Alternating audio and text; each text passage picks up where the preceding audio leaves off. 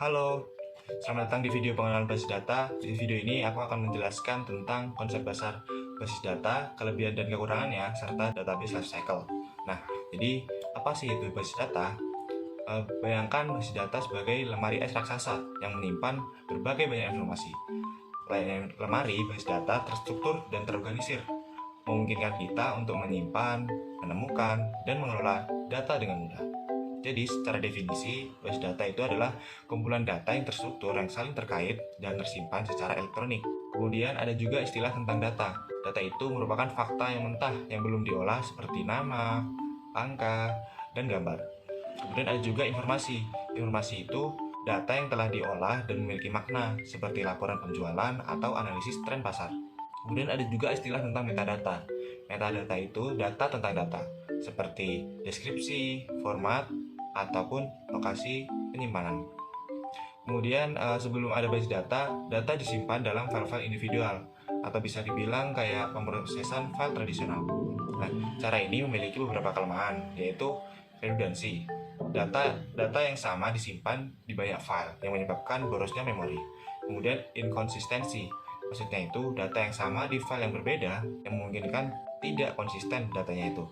Kemudian kesulitan untuk akses datanya itu. Jadi mencari data yang spesifik bisa sulit dan memakan banyak waktu. Kemudian dari keamanan datanya itu, dia tidak dijamin keamanannya. Basis data mengatasi kelemahan pengurusan file tradisional itu dengan menggunakan database approach. Jadi kelebihannya itu adalah mengurangi redundansi, yaitu datanya hanya disimpan sekali. Kelebihan dari database approach itu meningkatkan konsistensi.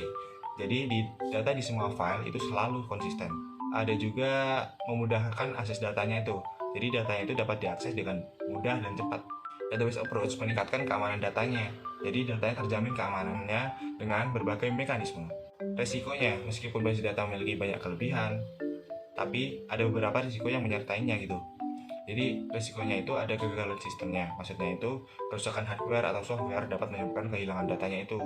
Kemudian kesalahan manusia sendiri, jadi kesalahannya itu dalam memasukkan atau menghapus data dapat menyebabkan kerusakan datanya itu. Kemudian ada juga risikonya itu serangan dari cyber, jadi hacker dapat menyerang database atau mencuri datanya itu.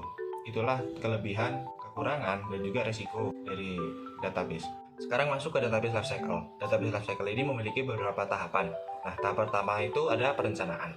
Di tahap pertama ini, kita perlu memahami situasi bisnis dan bagaimana sistem informasi dapat membantu memecahkan masalah atau memanfaatkan peluangnya. Tahap analisis. Di tahap analisis ini, kita perlu melakukan analisis menyeluruh terhadap situasi bisnisnya ini. Tujuannya adalah untuk menentukan kebutuhan sistem, menyusun kebutuhan tersebut secara terstruktur, dan memilih fitur-fitur yang optimal. Tahap selanjutnya itu adalah desain. Nah, di tahap desain ini kita akan mendefinisikan semua kebutuhan informasi dan mengembangkan spesifikasi teknologi dan organisasinya. Di tahap desain ini ada dua langkah. Langkah pertama itu adalah mendesain logika database-nya. Kemudian langkah selanjutnya, yang kedua itu mendesain dan mendefinisikan fisik database-nya. Tahap selanjutnya ini ada implementasi. Nah, di tahap implementasi ini meliputi penulisan program, pembuatan database, pengujian, instalisasi sistem baru, pelatihan pengguna, dan finalisasi dokumentasi. Nah, langkah-langkahnya itu ada penulisan dan pengujian program pengujian database, ada penyelesaian dokumentasi database dan materi pelatihannya. Langkah terakhirnya itu adalah instalasi database dan konversi data dari sistem sebelumnya. Nah, di tahap terakhir ini adalah pemeliharaan atau maintenance.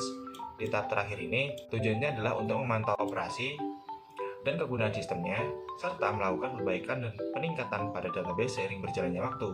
Langkah-langkahnya itu ada yang pertama, menganalisis database dan aplikasi database-nya untuk memastikan kebutuhan informasi yang terus berkembang dapat terpenuhi.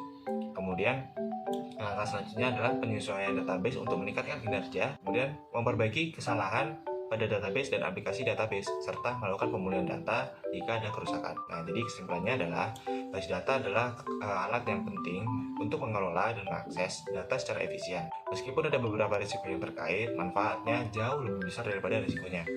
Dengan memahami konsep dasar dan siklus hidup database-nya atau bisa dibilang database lifecycle, dapat memanfaatkan untuk meningkatkan kinerja dan pengambilan keputusan dalam organisasi. Jadi, terima kasih telah menonton video ini. Bye-bye.